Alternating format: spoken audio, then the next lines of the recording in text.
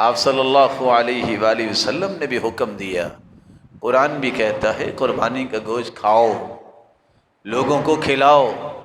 اطعم القانع والمعتر، ضرورت مند مسافر پڑوسی رشتہ داروں کو محروم نہ کرو، خود بھی کھاؤ ان کو بھی کھلاؤ۔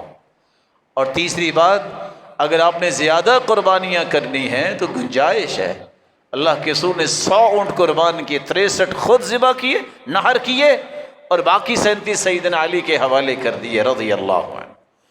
پورا گھر کی طرف سے ایک قربانی بھی کرنا جائز ہے، جیسا کہ ابو ایوب انصاری بیان کرتے ہیں صحابہ ایسے کیا کرتے تھے۔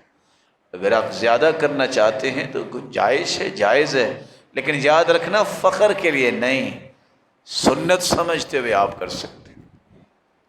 اگر کوئی دنیا سے جا چکا ہے اس کی الگ سے قربانی کرنے کی دلیل نہیں، اپنی قربانی میں اسے شریک کیجیے۔ جب اس کی کھال کی بات آئے تو گوشت کا تیسرا کام بھی ہے۔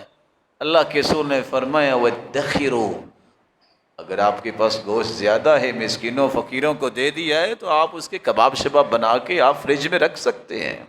یہ میں نہیں کہہ رہا، میں نے ایک مفہوم پیش کیا ہے۔ سیدہ عائشہ رضی اللہ تعالیٰ عنہ نے گوشت پیش کیا سیدنا علی کو، پوچھا یہ کون سا گوشت ہے؟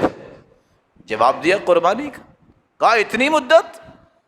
میں اللہ کے رسول سے پوچھ کے کھاؤں گا۔